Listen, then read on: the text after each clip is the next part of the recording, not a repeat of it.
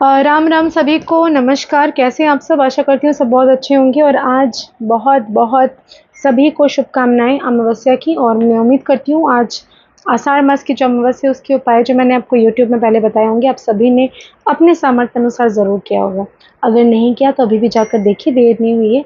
और आज जो काम आपको करना चाहिए वो करें। लेकिन आज मैं बात करूँगी कल से होने वाली गुप्त नवरात्रि में कौन सी चीज़ें ऐसी खास कर लें कि ज़िंदगी में तरक्की आ जाए, चीज़ें बेहतर हो लाइफ में और सारी चीज़ें आपको मिलती ही चली जाए। जो भी आप अपनी लाइफ में चाहते हैं, आपकी लाइफ की कमियाँ जो है वो दूर होती चली जाए। तो इससे पहले एक छोटा-सा निवेदन, अगर अभी तक आपने मेरे आपके दोनों के यूट्यूब चैनल, इंस्टाग्राम, फेसबुक में अभी तक मुझे लाइक नहीं किया, शेयर नहीं किया, सब्सक्राइब नहीं किया तो ज़रूर करिए।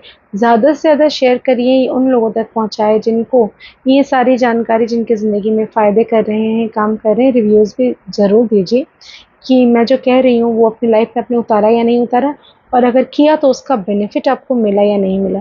तो चलिए, इससे पहले कि मैं शुरू करूँ, आप सभी को बहुत बहुत धन्यवाद इस तरह से मुझे सपोर्ट करने के लिए। फेसबुक का परिवार लगभग 64K का हो गया है, इंस्टाग्राम 1 to 7K का हो गया है, और यूट्यूब में भी ग्रोथ हो रही है। आप सभी के साथ आगे बढ़ना चाहती हूँ, आप सभी को लेकर आगे चलना चाहती हूँ। तो चलिए स्टार्ट करते हैं। और आपको बता दूँ कि कल से गुप्त नवरात्रि चालू है। ऐसे तो 10 महाविद्याओं की पूजा की जाती है। जो भी नवरात्रि में आप करेंगे गुप्त तरीके से ही करें। कोई भी फल, इस साल जो राजा मंगल है, अगर माता रानी को अनार का भोग आप लगाते हैं, अनार का फल अगर आप देते हैं, तो इससे आपकी मंगल ग्रह स्ट्रांग होती है, इससे चीज़ें बेहतर होती हैं। न केवल माता रानी की पूजा हम करेंगे, हनुमान जी की, बजरंगबली की, श्री राम की, राम दरबार की पूजा भी हम ज़रूर करेंगे। हनुमान चालीसा का पाठ नित्य 9 दिन ज़रूर करिए। संभव हो तो सुंदरकांड का पाठ ज़रूर करिए। अगर संभव हो तो दुर्गा सप्तशती का पाठ ज़रूर करिए। कोशिश करिए सात्विक रहने के लिए। नमक जो है वो सेंधा नमक का खाना आप खाएं। और अगर आप उपवास रह सकते हैं तो ज़रूर उपवास करें, वो आपकी शारीरिक क्षमता के ऊपर है। मेडिसिन वगैरह जो लोग लेते हैं, व्रत नहीं कर सकते, तो उनको अपने हिसाब से भोजन करिए। 1 समय का करिए, 2 समय का करिए, जैसा आपका सामर्थ्य वैसा करिए। चमड़े की चीज़ें बिल्कुल छोड़ दें, जैसे कि पर्स हो गया, लेदर की बेल्ट हो गई या शूज़ हो गए। इन सारी चीज़ों को बिल्कुल मत पहनिए। अभी इस वक्त कोशिश करें जितना ज़्यादा कम बातें कर सकें, जितना ज़्यादा कम बोल सकें उतना अच्छा होगा, क्योंकि अपशब्द मुँह से नहीं निकालने चाहिए। किसी भी तरह का नशा अगर आप करते हैं, शराब मांस खाते हैं, तो इन सारी चीज़ों को 9 दिन के लिए त्याग कर दीजिए। और अगर संभव हो तो ज़मीन पर सोइए। अगर संभव हो तो आप अपने बड़ों से, मतलब अपने जो गुरुजन हैं, अपने जो पंडित है, जो ब्राह्मण है, उनको भोजन ज़रूर करवाइए। 9 के 9 दिन किसी भी एक कन्या को अपने घर पे बुलाकर उसे भोजन कराइए, या फिर उसे सफ़ेद रंग की मिठाई गिफ्ट करिए, या उसे श्रृंगार का सामान दीजिए।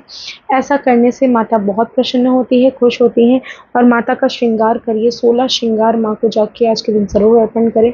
नवरात्रि के दौरान अगर आप लाल रंग के कपड़े में कल के दिन 5 कौड़ियाँ, 1 सिक्का रखकर माता रानी के सामने छोड़ देते हैं, और उसको आप 9 दिन तक वैसे ही पड़े रहने देते हैं। 9 दिन के बाद उसको वहाँ से उठाएँगे। 10वां दिन यानी कि 15 जुलाई को आपके घर पर लॉकर पे रख दीजिए उसको, या फिर आपके घर में अगर बीच में कहीं पे भी ब्रह्म स्थान में मिट्टी है, तो मिट्टी में आप कोड़कर उसको गाड़ दीजिए। ऐसा करने से आपके घर में सुख, संपत्ति, वैभव, धन सब कुछ आएगा। इसके अलावा आपको बिल्कुल भी काले नीले रंग के वस्त्र नहीं धारण करने हैं इन कुछ दिनों में। माता रानी को गुड़हल के फूल की माला ज़रूर अर्पण करिए। अपराजिता का माला अगर अर्पण करते हैं तो ऐसा करने से आपकी हर जगह पर जीत होती है। इस समय श्वेत आर्क का पौधा, यानी कि एक तरह का पौधा होता है श्वेत आर्क, जिसे हम एक उसके जड़ में गणेश जी का वास होता है, ऐसा कहा जाता है। तो आप उस पौधे को लाकर अपने घर में ज़रूर लगाएं। तुलसी माता को लाकर घर पर ज़रूर लगाएं। भले ही आपके घर में पहले से तुलसी है, लेकिन तुलसी जी को खरीद के हरे रंग के गमले में ज़रूर प्लांट करें। इससे आपका बुद्ध बलवान होगा। इससे आपके घर में जितनी भी नकारात्मकता है वो चली जाएंगी, सुख समृद्धि आएंगी, लाइफ में बहुत अच्छे अच्छे रिजल्ट आपको मिलना शुरू हो जाएंगे। तो चलिए बात करते हैं हनुमान जी की ऐसी विशेष पूजा आपको किस तरह से करनी है। हनुमान जी के सामने चमेली का तेल का दिया जलाइए। संभव हो तो चौमुखी दिया प्रज्वलित करिए। हनुमान चालीसा का नित्य पाठ करें। उनको लड्डू का प्रसाद चढ़ाएं। मीठा पान बिना चूना लगा हुआ उनको चढ़ाएं। उनको लाल रंग की चुन्नी चढ़ाएं। उनको राम दरबार में आप अगर फ़ोटो है आपके पास तो उसमें आप चुन्नी ओढ़ाएँ, अगर आपके पास सचमुच है तो सबको चुन्नी ओढ़ाएँ। गुड़हल के फूल की माला भी उनको अति प्रिय है, ज़रूर चढ़ाएँ। संभव हो तो 5 गुलाब के फूल माता लक्ष्मी को अर्पण ज़रूर करें। माँ लक्ष्मी भी जो है वो शक्ति का रूप है और वो आपके घर में धन, समृद्धि सब कुछ बढ़ जाएगी। अब मैं आपको ये बताती हूँ कि हमारे तरफ से नवरात्रि में सियार सिंगी को सिद्ध किया जाता है, हत्ता जोड़ी को सिद्ध किया जाता है और इसी दौरान आप बिल्ली की जेर को भी सिद्ध कर सकते हैं। ये जो समय होता है ये तांत्रिकों के लिए बहुत ही ज़्यादा विशेष समय होता है। गुप्त रूप से किए हुए सिद्धि का आपको अगर लाभ उठाना है, अगर आप चाहते हैं आपके घर में से फाइनेंशियल तंगी जो है वो हमेशा के लिए ख़त्म हो जाए, चीज़ें लाइफ में बेहतर हो, तो दिए हुए नंबर में आप कॉन्टैक्ट करिए, व्हाट्सएप करिए, प्राइसेस पूछ लीजिए सियार सिंगी की, हत्ता जोड़ी के, बिल्ली की जेर की। अगर आपको बजट में आता है तो उसको ज़रूर अपने घर पर मंगाइए और पूजा करवाना है अगर आपको तो आपका नाम और गोत्र आप भेजेंगे, उसके अकॉर्डिंग हम पूजा करवाएंगे ताकि आपके घर में कभी भी फाइनेंशियल इश्यूज़ नहीं रहे। तो ये सारी तांत्रिक चीज़ें हैं जो हमारी तरफ से की जाती हैं, क्लाइंट्स को हम पहुँचाते हैं और जो मेरे प्रीवियस क्लाइंट्स हैं वो जानते हैं इस चीज़ को, उनका कितना ज़्यादा हेल्प हुई है मैं शब्दों में वर्णन नहीं कर सकती। चीज़ें बेहतर होती हुई आपको नज़र आएँगी, लाइफ में आपको अपॉर्चुनिटीज़ मिलती हुई नज़र आएँगी, जितनी भी मुसीबतें हैं, जितनी भी तकलीफ़ें हैं, परेशानियाँ हैं, वो सारी ख़त्म होती हुई आपको नज़र आएँगी। ये जो कुछ चीज़ें मैंने आपको कही है इसको आप ले सकते हैं मुझसे, इसको आप अभिमंत्रित करवा सकते हैं, इसको आप चीज़ें बेहतर कर सकते हैं। तो ये जो चीज़ें मैंने बोला इसको आप नोट डाउन कर लीजिए और नंबर पर आप व्हाट्सएप करिए। तो चलिए और मैं बात करती हूँ कि नवरात्रि में और क्या ऐसी ख़ास चीज़ें करनी है। जो भी व्यक्ति घट स्थापना कर रहा है सुबह के समय 11 बजे के पहले ज़रूर घट स्थापना कर लीजिए। खेतरी बीजना चाहते हैं तो ज़रूर बीजिए। लाल रंग के कपड़े में उसे मोड़ कर रखिए या कलावा उसमें ज़रूर बांध दीजिए।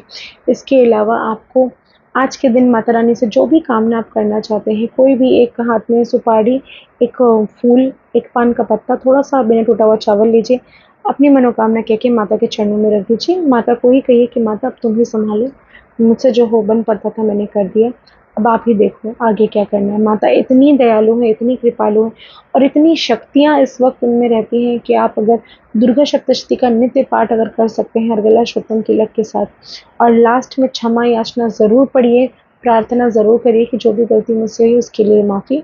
आपका ही बालक हूँ मैं, आपकी ही दया के पात्र हूँ। ऐसा कहकर आप माता को अभिनंदन करें। इसके अलावा दोनों वक़्त संभव हो तो माता रानी की आरती गाएँ। आरती गाना बहुत ही शुभ होता है। देसी घी का दीपक प्रज्वलित कर सकते हैं। अखंड दीप जिसे हम कहते हैं वो भी आप जला सकते हैं। फल, फूल, मिठाई, नैवेद्य के साथ माता की पूजा ज़रूर करें और उनसे कहें कि आपके सारे संकटों को हर ले, सारे कष्टों को हर ले। अगर आप इतना नियम नहीं कर सकते तो किसी भी माता के मंदिर में जाके श्रृंगार का सामान तो अर्पित कर सकते हैं। किसी भी मंदिर में जाके फूलों से सजावट तो कर सकते हैं। किसी मंदिर की साफ-सफाई तो कर सकते हैं। इतना ज़रूर कर लीजिए क्योंकि ये जो दिन है ये वापस आपको 1 साल बाद मिलने वाला है और इस साल जो है मंगल और शनि ये दोनों ग्रह आपके साथ रहें, आपको मजबूत रहें, इसके लिए आपको चीज़ें कर लेनी चाहिए। आशा करती हूँ वीडियोज़ पसंद आ रहे होंगे। ज़्यादा से ज़्यादा लाइक करिए, शेयर करें और कमेंट में जय माता दी ज़रूर लिखें। बहुत-बहुत धन्यवाद आप सभी का।